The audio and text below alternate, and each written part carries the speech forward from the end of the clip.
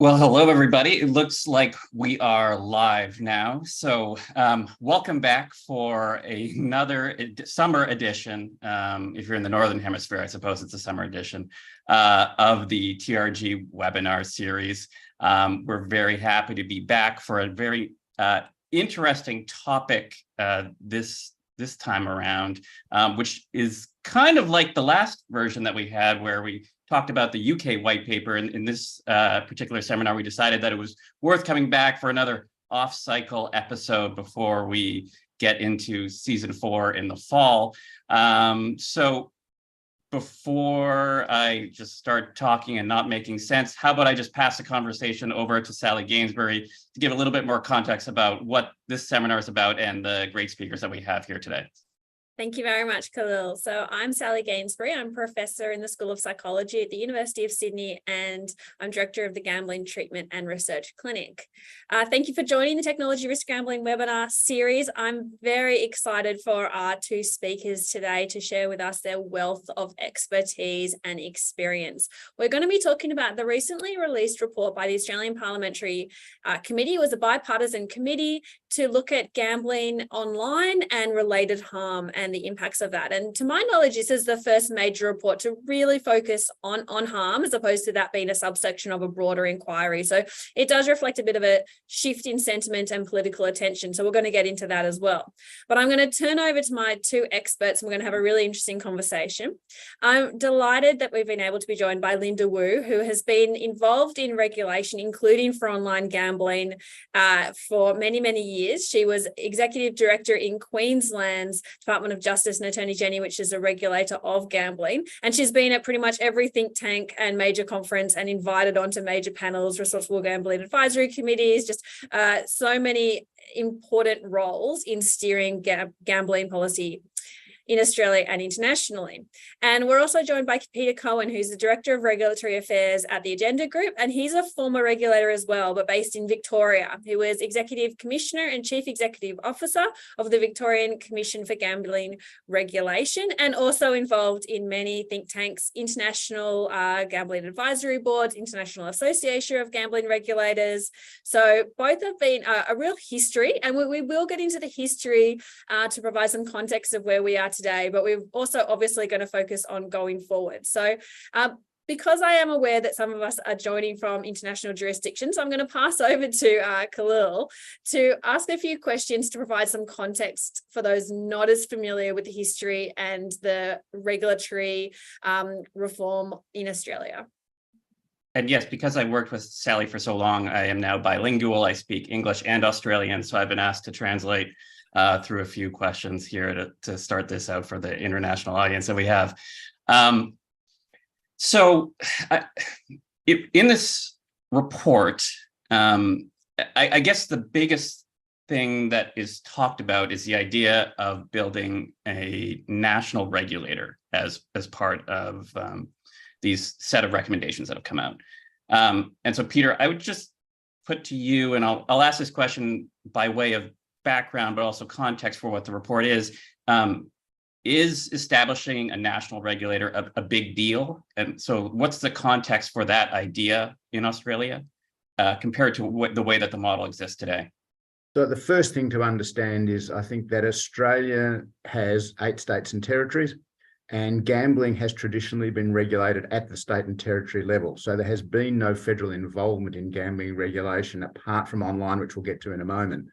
And there's a reason for that, and that's because the states and the territories have limited tax raising power, but one of the ways they can raise tax is through gambling.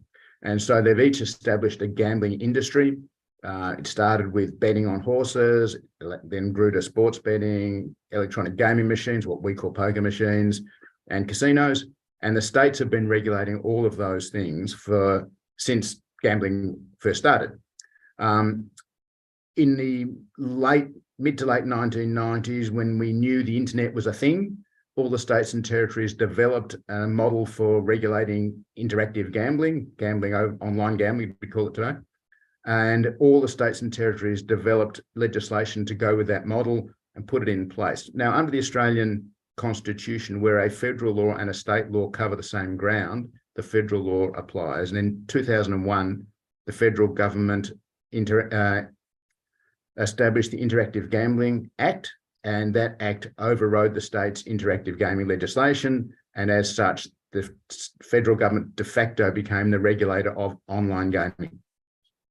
It doesn't really have a regulator, though. It uses the Australian Communications and Media Authority as its de facto regulator of gaming. It gets no tax revenue from gaming.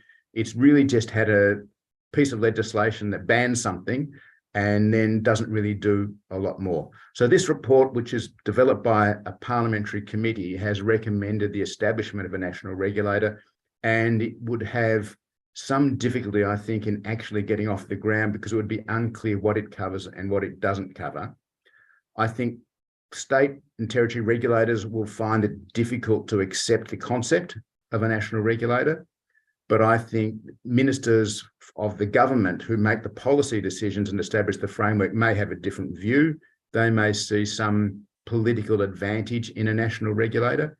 So I think the national regulator could get off the ground, but I don't think it's necessarily going to be a very easy transition to create some sort of national regulator with a federal minister responsible. The report does recommend a single minister at the federal level. I think that's a good idea. There isn't one at the moment.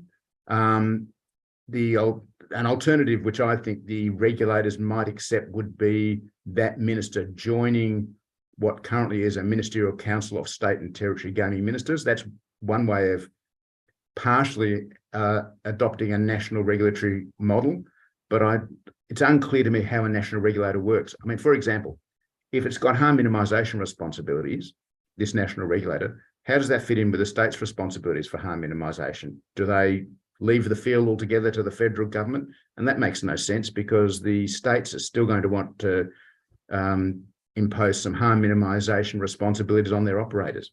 It's going to be difficult. And Linda, how would a national regulator sort of align with the health framework in Australia? Because when I think about other jurisdictions, like in Canada, it's on a province by province basis, both the regulation, conducting and management of gambling, as well as the healthcare infrastructure. Whereas in the UK, they have the NHS. And so it makes sense to think about that perhaps on a national level. Does what's proposed here make sense in terms of the way that healthcare is set up in Australia? Well, I think the good thing about the report is that it actually recommends a public health approach to regulating, to addressing the harm. And I think that's a challenge. I know when I was regulating, we tried to get the health department involved in considering gambling as a health issue, and more focused on alcohol and drugs than gambling. And I think most of the Australian jurisdictions now have public health approach to addressing harm in gambling, and that's taken a long time. We've gone from, you're talking about responsible gambling to safer gambling to minimising harm. So I think that's a good thing. This kind of report is actually clear, so it is a public health issue, and hopefully that will then give direction to the health people to actually consider gambling is actually a public health issue which needs to be addressed as part of the whole remit. So I think it does sort of refocus, and I think it just probably highlights the change in sentiment now about looking at gambling harm as a public health issue nationally.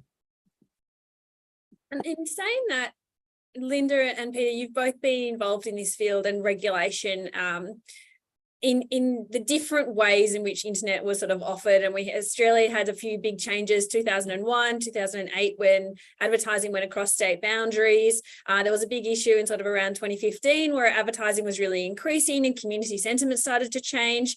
Are there aspects of this report that are not new, but potentially have been proposed previously? And do you think the context and the political and community social context of Australia now different to the extent that some of these proposals that may not have worked could work now? What's your kind of thoughts around what's new and what's more current? Well, reading the report, a lot of it wasn't new. Peter will record that the Queensland Victorian Interactive Act is actually called Interactive Gambling Player Protection Act. because we were all about player protection back then, because we knew we couldn't control the internet. All the state and territory regulators were on about was actually trying to provide players the opportunity to play on a regulated site. And we licensed the first legal operator in Australia. And as part of that process, the Act itself put harmonisation as a policy objective. And we actually developed some minimum requirements for the systems, and that included verification of players, proving the games, and the games we looked at, the potential harm and, features and that sort of stuff, and default limits, and then also dynamic messaging, which you could do on the interactive platforms you couldn't do on a land-based product. So a lot of it wasn't new to us, even the advertising in our state jurisdiction, we always had some control over advertising. So the stuff that happened, since Betfair and that sort of stuff, we were pretty good at that, stamping on the operator that we license. So I think that the public sentiment is that, going back to what happened when Betfair, the High Court decision came and allowed advertising across borders, the state regulators couldn't do much to stop it. So we had, the operators from overseas and other jurisdictions just blasting, physical advertising on back of trains and billboards and everywhere and everywhere. So I think the sentiment has changed, and I think community sentiment, especially around advertising that's happening here in sports with kids and stuff, that's where we start changing the public sentiment. And that gets us to advertising, which is obviously one of the most highlighted or most discussed aspects of the report. And the committee has proposed a phased ban on advertising to the point of essentially complete elimination of advertising for online gambling. So that's wagering and sports. Lottery is not included. So that's an interesting carve out. But one of the reasons you will have a license is, and there has been some success from the ACMA and its increased powers in trying to reduce illegal operators, and some have withdrawn voluntarily from the market, is that licensed operators are allowed to advertise. So that's obviously one of the keen considerations for operators. Peter, what do you think is likely to happen here? Is this something that's going to be accepted? Is it reasonable? There are several European jurisdictions that are starting to ban advertisements. So there is a shift that needs to happen. What do you think will be the next stages? The consequences of the ban are more complicated than just saying there will be no advertising of gambling.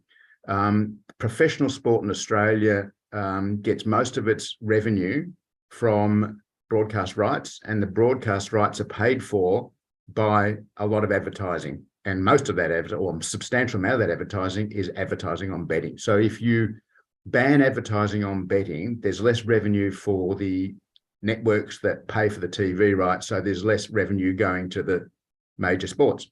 Now, the three major sports in Australia that benefit from broadcast rights are cricket, Australian football, and rugby league. And they have said, particularly the AFL and the Australian Football and the National Rugby League have said to this inquiry that they will struggle if they don't continue to get the revenue. Now, they need some of this revenue, apart from anything else, to pay for their integrity processes, which we as regulators want them to have, because those regulatory processes help stop corruption within sport. And there is a shallow view that some have, that if you ban the advertising, or even if you ban betting, you will ban that corruption. That won't happen, because there'll always be illegal gambling if there's no legal gambling. So it's important for the sports actually to get revenue from the betting companies, and to have arrangements with the betting companies to ensure that there's no corruption of the sport.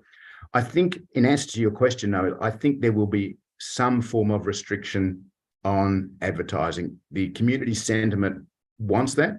Where the community sentiment shifts a bit when they realise that their favourite sports won't get the revenue that they are used to, might mean that instead of a complete blanket ban, there might be a significant limit on the number of ads allowed. if there was a significant limit, for example, you might say, and I'm just making this number up, you can have two advertisements per hour per channel, per TV channel or per radio broadcast or whatever, they would become expensive spots. And so there would still be some revenue coming to the TV networks or the radio broadcasters, and that would offset some of their losses because they'll be able to charge more for valuable spots. But it's difficult to see how the Parliament, the federal government cannot proceed with some sort of toughening in the restriction, because that is the biggest community demand at the moment. So there will absolutely be a complete reduction in the number of ads that people see. Whether it will be zero is a little bit more difficult to question. There's some politics behind this as well. The opposition leader at the federal Parliament has proposed or indicated his support for a complete ban. So the federal government has to decide whether they want to give him that political win by doing what he recommended, or do they think it's worse not to do that and be criticised for not doing so? So politics will inevitably get involved in this in a significant way, and I'm not quite sure which way it will necessarily go. But I will say to the betting companies, they've brought this on themselves. Now, is the sentiment motivated by harms associated with advertising, or is it just that people are annoyed that anytime they watch sports, they're inundated with ads for gambling products? Because that is much more the case in North America, both kind of in Ontario and the states that have legalized sports betting here, where it's just people are just tired of seeing a million ads for betting companies. And look, they are tired of seeing them, but I don't think that's the motivation. I think the motivation that people have is that they're concerned of the impact it might have on young people who watch sport and the influence it might have on them, on their behaviours. I mean, there is another view, of course, it's teaching them about maths, teaching them about odds, winning and losing, and so on. But generally speaking, the community view is that there is too much advertising, which is leading to children talking about sport in terms of odds of winning rather than the enjoyment of the sport per se. So it's more about the concern of children's exposure. So the other option, of course, is to restrict advertising when children are likely to be watching, but that's rather difficult to enforce because different children have different hours and people have different expectations of what children should be allowed to see and not allowed to see, and so on. Yeah, interesting. Linda, what sort of to add on to what Peter was talking about the concerns over children, one of the words that came up a lot in this report was grooming of children around gambling. Is that something that's sort of emerged as a particular focus of these agencies and all the stakeholders that have sort of come forward to testify around these issues? And is that related more to the gaming side, or is that with gambling products in particular? I think, I think the research has been pretty consistent. It's coming out that advertising does influence people to bet more. I think the most recent national study done by GRA indicated that exposure to advertising for those people who gamble online actually has led them to bet more. And I think the fact that the kids can actually quote odds is all waking up the parents. I think there's been a whole series of studies, Sally, in Australia about the impact of sports betting advertising on young people in particular, which has actually, I suppose, empowered the anti-gambling advocates and those group of research actually promote their message that this is actually have a detrimental effect on young kids. And I think the parents to some extent, but I think is really the researchers and the community sector who are concerned about gambling's impact on general communities actually led the charge to the commission. I think if you read the commission report and the people who provided evidence to it would show that it's pretty consistent. The message is that the advertising is having an impact, and we're just concerned about where it's going to lead if it's not actually brought under control in some respect. Yeah, I would agree with that, parents are noticing and community are noticing children speaking in betting parlance and talking about odds and mentioning gambling companies. It's similar to what was sort of happening with tobacco and the research showing that children can name sporting brands, which is what led to the ban on tobacco being involved in sports sponsorships. I would question the research, however, in the sense that most studies are either focus groups with very small non-representative samples. They're all cross-sectional. There hasn't been any longitudinal research. So there's certainly no evidence that gambling causes harm or increases advertising causes harm or increases gambling amongst young people. There just haven't been longitudinal studies. There's correlations that people, and including young people who gamble, are more likely to remember seeing advertisements, but that might be because they're more tuned into these and they're noticing them more. So we don't have clear evidence in terms of the impact. So that is important to be mindful of. And it is very difficult in general to get that sort of evidence without longitudinal studies. So we do have to be mindful of that. So it's more of a precautionary principle. But I'd be interested in some of your thoughts around this report. Has a lot of recommendations, but it's quite light on the implementation, which, as we all know, is so critical.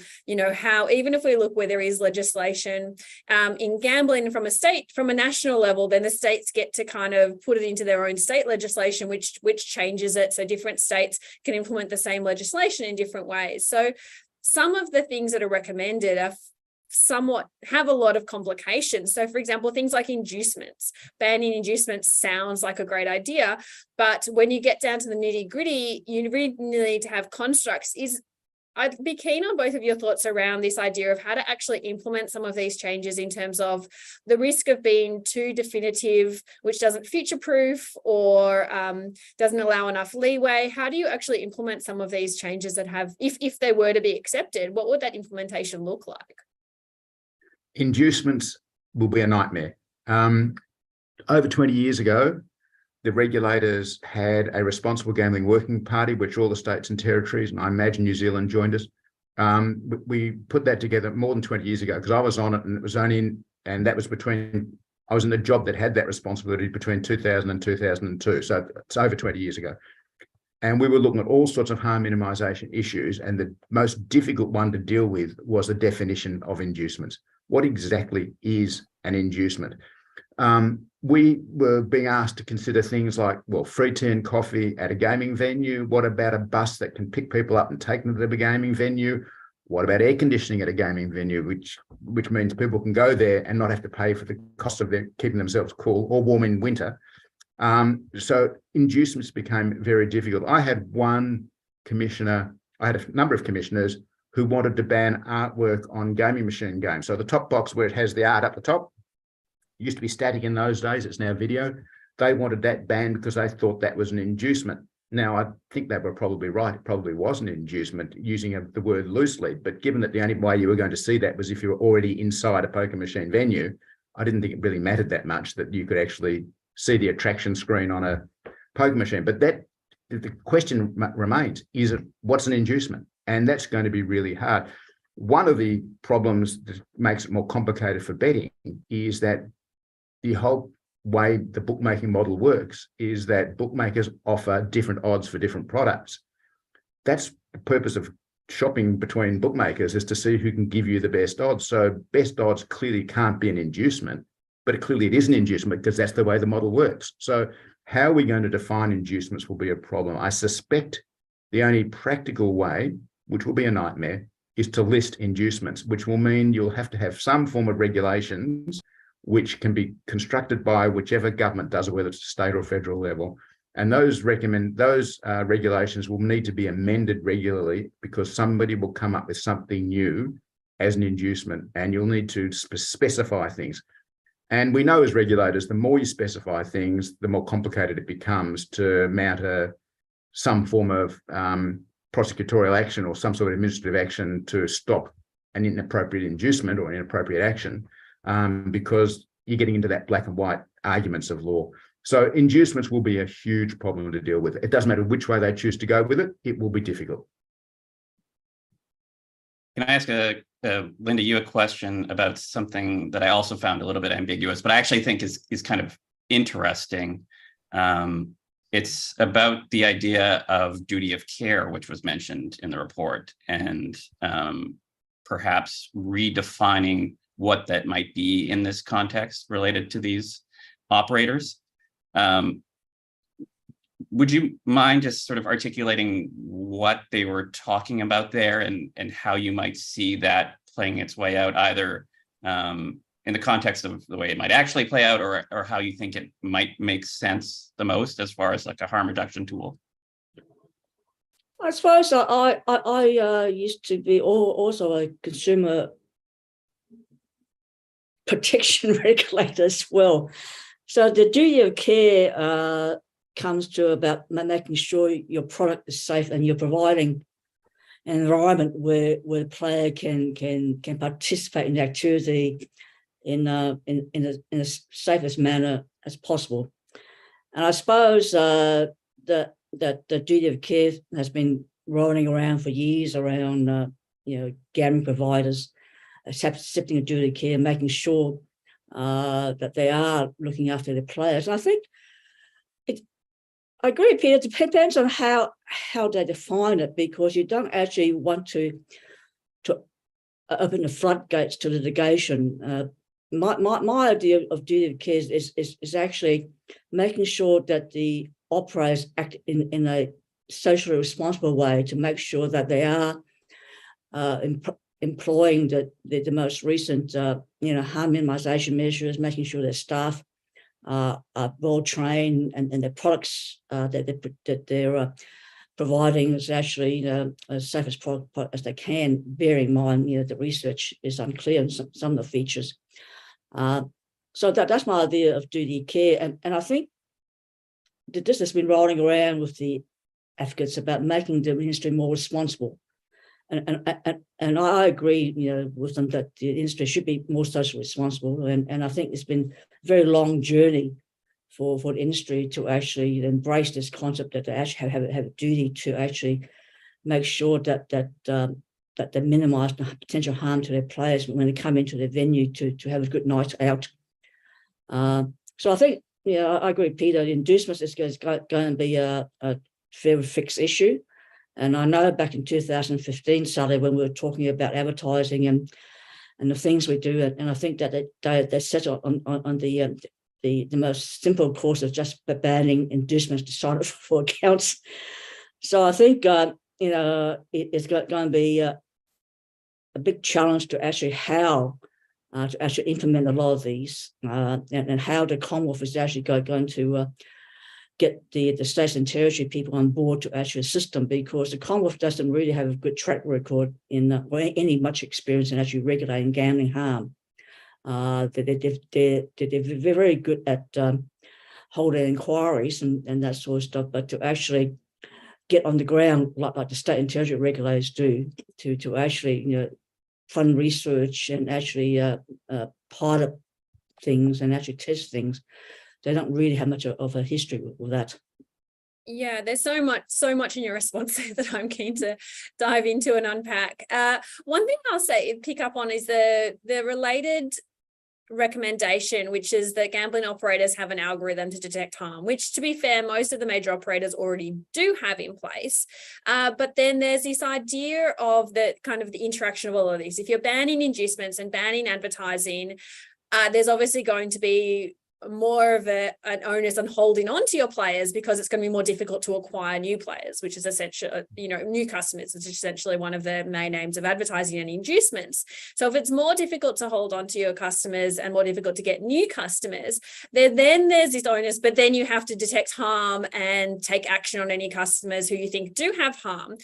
Can the operators be trusted? And I know that there's a lot of community sentiment or customer sentiment rather, that the operator is trying to make money out of them, and at the same time we're trying to tell them to detect harm and stop people from spending too much money. How is that interaction expected to work in any kind of practice? I think we have to remember that we are talking about a large number of wagering service providers in Australia. I think there's more than 30 licensed in the Northern Territory itself. Some of them are going to be more responsible than others, and the value of a license is often the way you can judge how responsible they're likely to be. I actually think that most of the big operators probably wouldn't mind a total outright ban on advertising, because if you've already got market share, you're likely to be able to hold on to that, because how else can a small operator or a new operator get into the marketplace if they can't advertise? So I think if there was a complete ban on advertising, they may not actually care as much as people think. If you're one of the big ones, if you're Sportsbet, or if you're the TAB, or if you're Entain, you might not care. But you might if you're a small one trying to get off the ground. And the problem is that not everybody thinks alike. So the idea of the social license, where your license is valuable, regulators have always believed that someone with a valuable license wouldn't put it at risk. But that's been turned on its head in the last 2 years by the behaviour of Crown and Star as our casino operators, who have what are obviously very valuable licenses and have both put them at significant risk. We never thought, I'm sure Linda would agree with this, we never thought we'd see operators of valuable properties like that put their licenses at risk. We just never thought it would ever happen. So I'd like to say that valuable license is a way to ensure that the operators will behave. I'm not now as convinced as I would have been 3 years ago in saying that, making that statement. But I do think that most of the operators are more likely to be responsible than the public probably thinks, as long as everybody else is playing by the same rules. And that's the important part to them. Is the moment somebody moves away from that, and without naming anyone, we all know that there have been some public figures in the betting companies in the past that have pushed this barrow too far and caused problems for all the other operators. And they've sort of played catch up because they can't allow one operator to get more exposure than all the rest of them. So they've all felt that they've had to get involved. So, I think most of them are responsible. Most of them probably do have worked hard on their algorithms to identify players that might be harm. We should let them work on that more and give them more encouragement to work internally to identify harm better and manage it themselves. The more we can get them to do it, the better it would be. And that I agree with a lot of what you're saying. And I do think that several of the operators do have these in place. However, then you have these, cases that keep coming out. There was in the paper yesterday about someone who was embezzling and put all the money through one of the major operators, $20 million, and they were never, picked up or questioned. So it's really tricky when, you're trying to give the operators the benefit of the doubt and giving them the tools, and they're showing you they're using the tools, but then these sort of instances keep occurring. Like, how do we reconcile?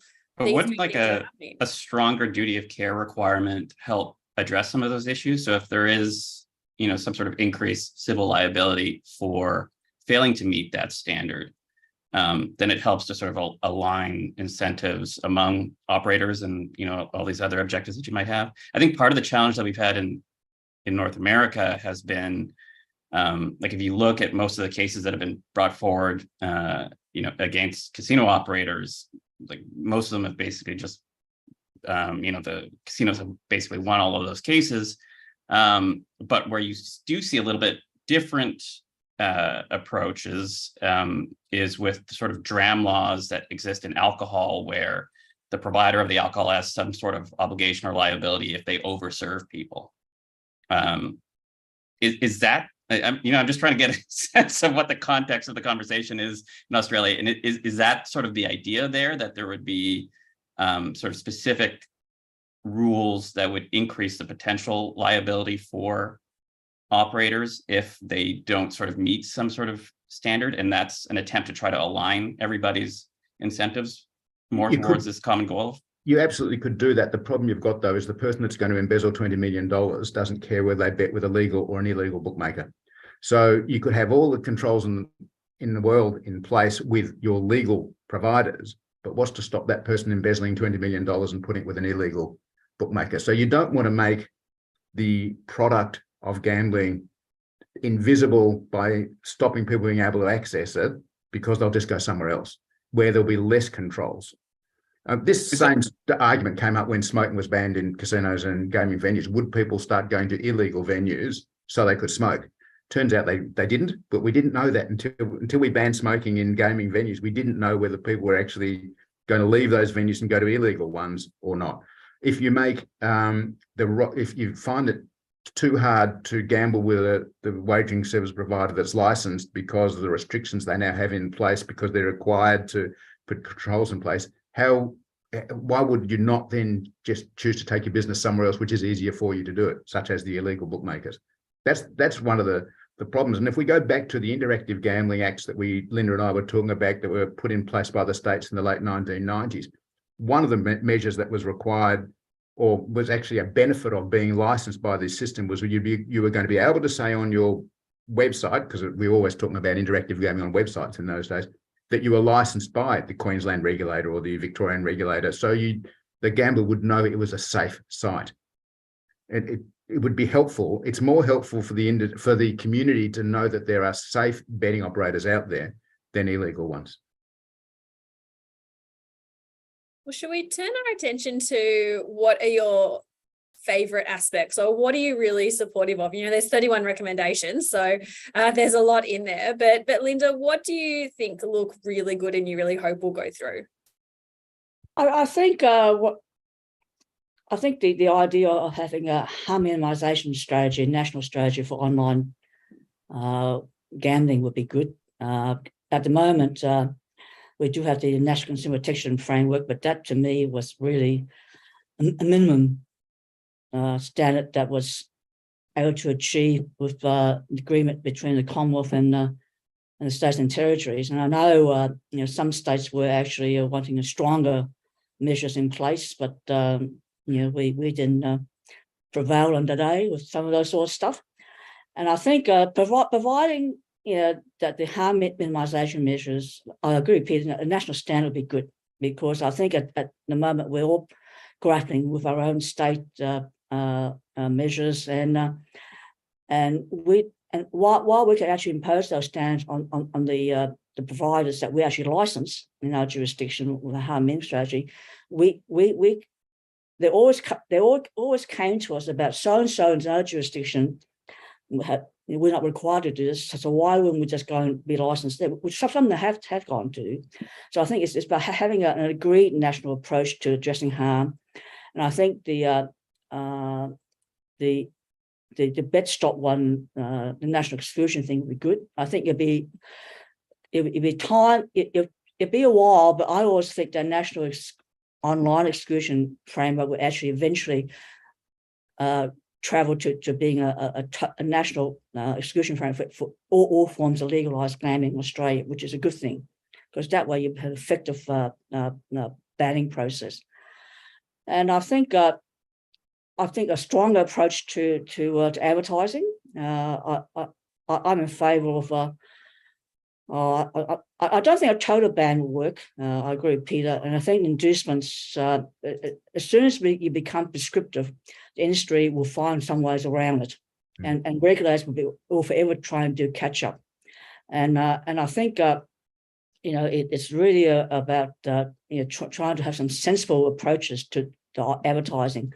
There's some things which the Commonwealth will actually have to step up, and I think this has actually put the Commonwealth on notice that they're going to have to step up, because only they control the telecommunication airways, and they're the ones who control the advertising standard. So I think if this will force the Commonwealth to take a stronger approach to this sort of stuff, that'd be a good thing.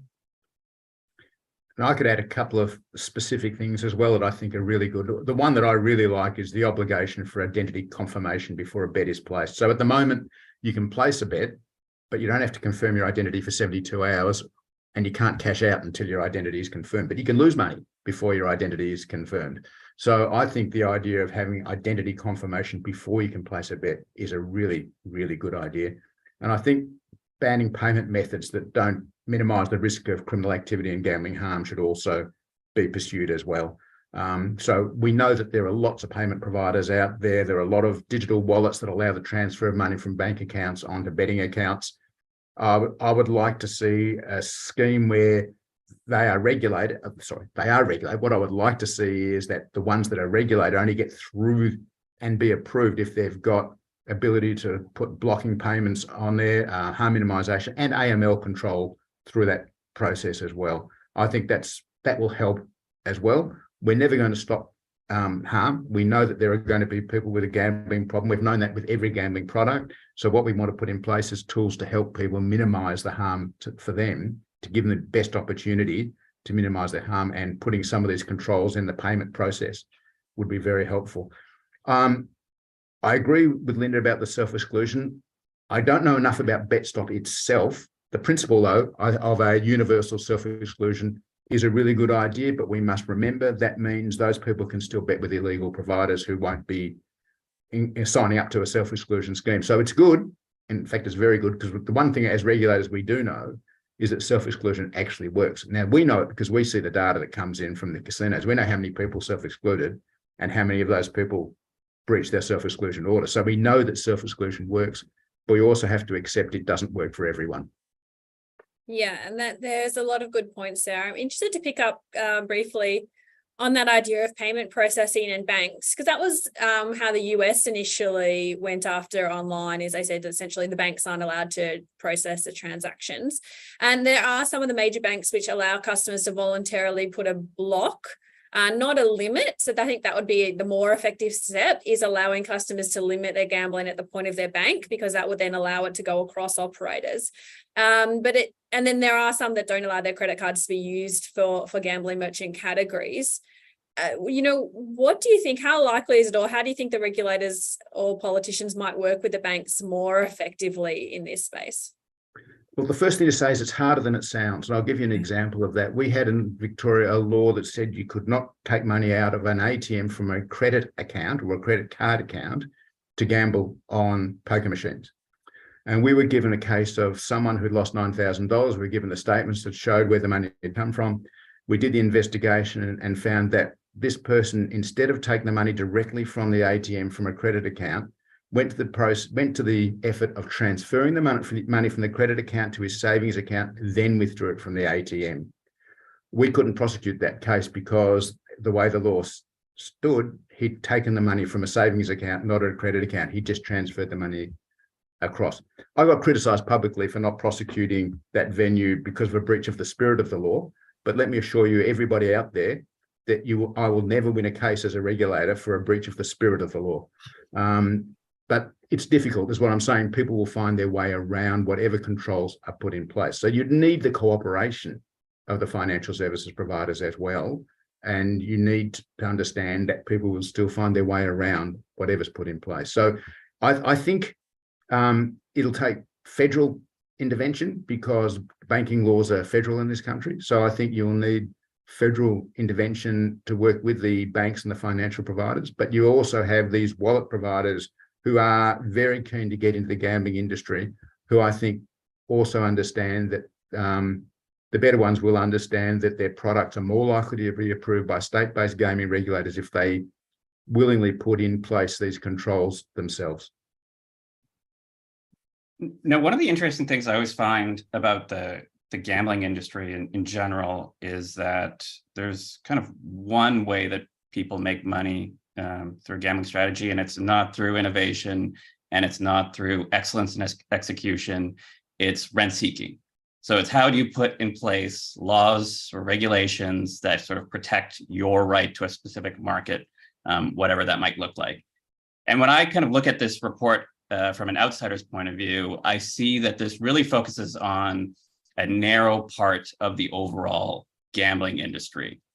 And I'm mindful of like the whole prohibition weird alliance that existed in America between the bootleggers and the Baptists, where you have two different parties that are both in favor of prohibition, but for very different reasons. This was like a very integrated stakeholder approach to developing a sort of policy perspective on this issue. And I think Sally, you even spoke at some of the hearings.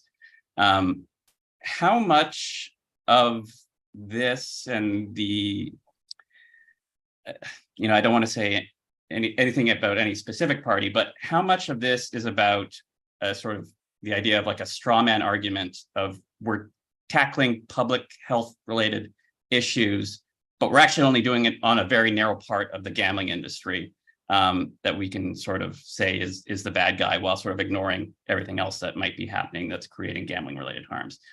Is that just a cynical perspective that I have of this sort of circumstance here? I think it is a little bit too cynical. I think harm minimisation has found its way into the regulation of all gambling activities in Australia in the last 23 years.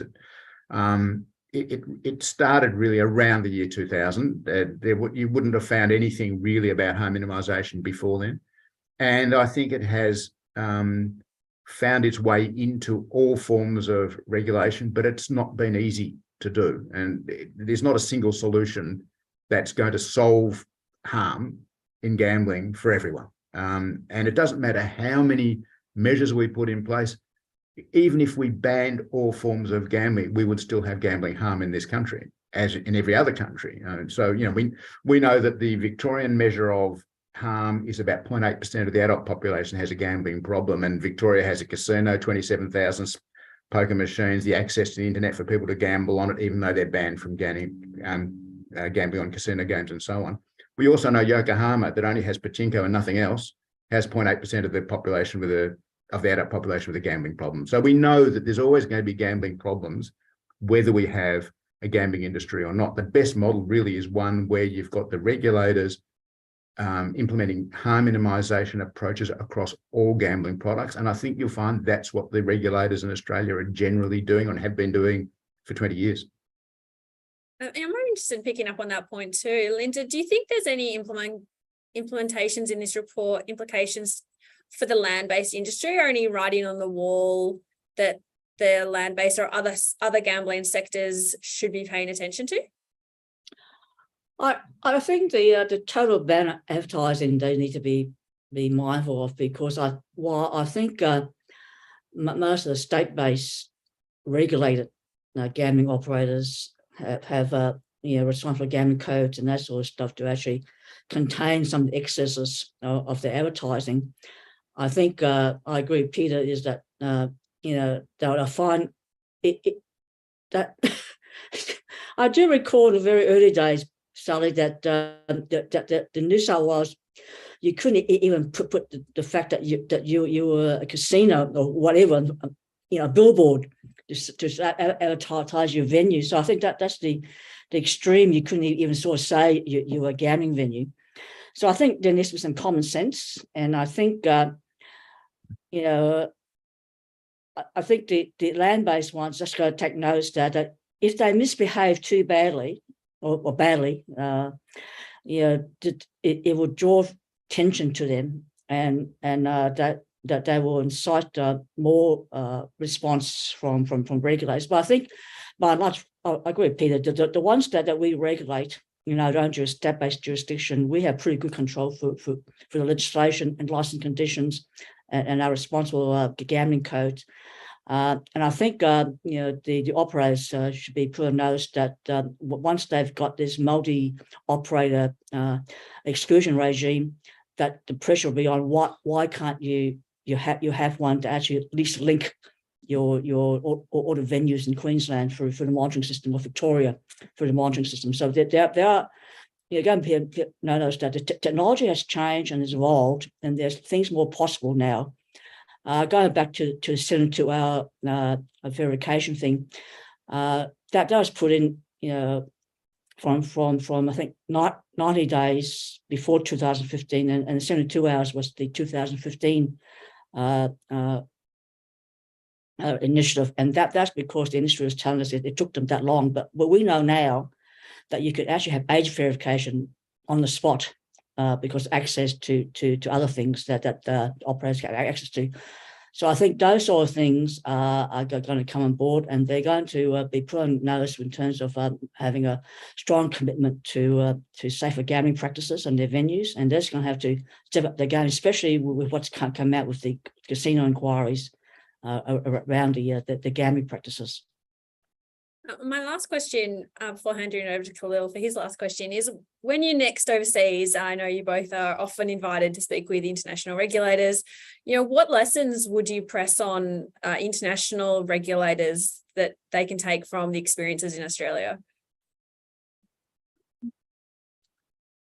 Yeah, that's a really good question. I think it's important for anybody that regulates gambling to understand that it is a movable feast. You can't sort of have a set and forget situation where you put in place a law and assume that that law will last forever. Victoria's Casino Control Act, when it was initially drafted, was 97 pages. It's now 299. The Gambling Regulation Act in Victoria, which was the biggest act the Victorian Parliament ever passed when it went through in 2003, was 620 pages. It's now nearly 1,200 pages. So the law keeps changing, and it needs to change, and it needs to continue to be updated and upgraded as circumstances change. And what we're seeing with this harm minimisation, these harm minimisation issues and this online gaming review is just another example of where the law in some areas will need to be reformed and changed to try and get a better outcome overall. My island's at the moment developing a gambling regulation law, and my advice to the Irish would be, don't expect it will be perfect when it's first drafted. It will always need changing. I can't remember a parliamentary session in Victoria where there hasn't been a gambling law amended.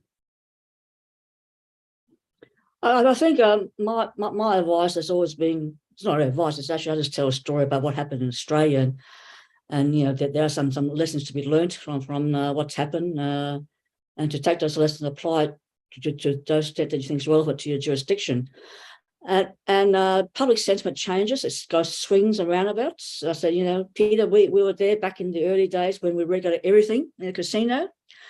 And then the pendulum swung a little bit, and we gave the operators a bit more flexibility to compete, especially with the in the state operators, and then the international ones were coming along with the online stuff.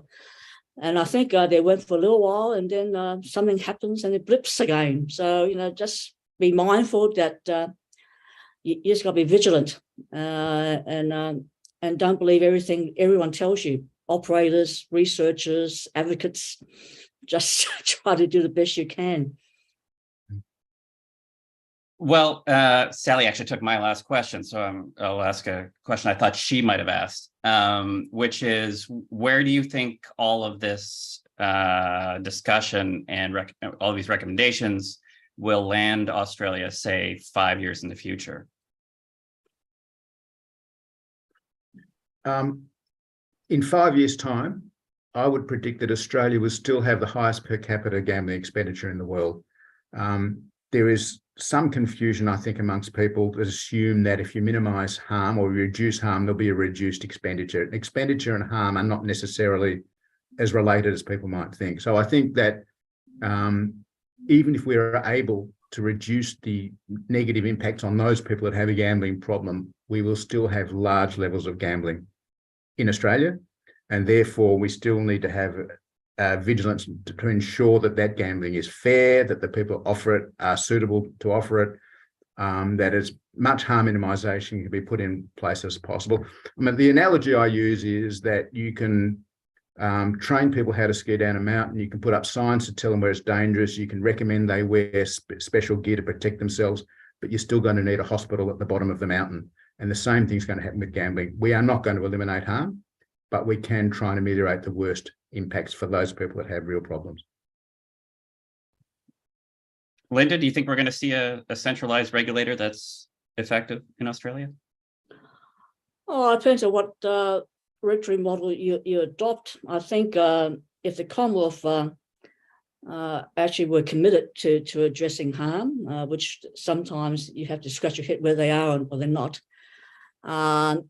it'd be good to have a national minister to actually convene the ministerial council, at least once or twice a year, to actually get the ministers around the table and actually discuss this issue nationally and try to adopt some agreed approach to addressing harm.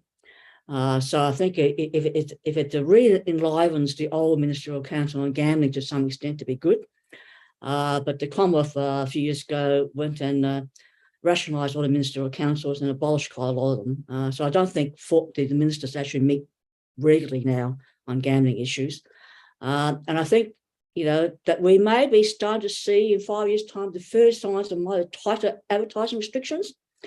It's taken something like 8 years for the bet stop to actually merge Sally. So maybe BetStop will actually be working functionally in 5 years' time. We don't know, and we might maybe actually getting into the end of the first review of the National Consumer Protection Framework on online wagering. So I think I don't expect massive change, but I do expect incremental change in a few areas.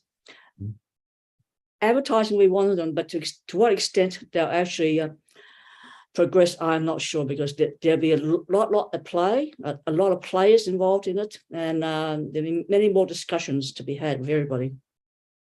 Well, I agree with what you're saying. I think as well that I very much agree, Linda. We're not going to see any rapid changes. This is a fairly slow process due to the politics often involved in it and the various stakeholders. But I do think there will be a shift, and it's great to see this more discussed at a national level. I think that's the shift I've seen in the past few years is increasing awareness, community interest, political interest in harm minimisation and acceptance of the public health associated with harms at the same time as the legal activity that people can engage in. So I have seen more of a shift, particularly in discussion around things like lower risk gambling, safer gambling. So hopefully we'll see greater self-regulation. That's something we did see since the National Consumer Protection Framework was announced. First of all, most of the measures in them were already being used by operators. And so I do think we'll see this as well, a gradual adoption, particularly amongst the largest players, of more consumer protection strategies to try and avoid regulation or be prepared and ready for regulation. But look, we're at the end of our hour. I want to hugely thank our experts, Peter and Linda. Thank you so much for giving up your time and sharing your expertise. You both have so much knowledge and history and context around these legislations. It's really kind and generous of you to share it with our audience. And again, a big thank you to Kahlil Philander, the co-host, and to the Brain and Mind Centre, and particularly Harrison Jean and Matilda, who are putting the tech behind the scenes. And thank you everyone who registered. Thank you everyone who joined us live. And if you're watching after the fact, you're very welcome to view. Please share if anyone might be interested. And we will be back at some point with a regular season. We may do another Gorilla episode at some point. If something interesting happens in the world, we'll be there to chat about it. But thank you everyone for viewing the Technology Risk and Gambling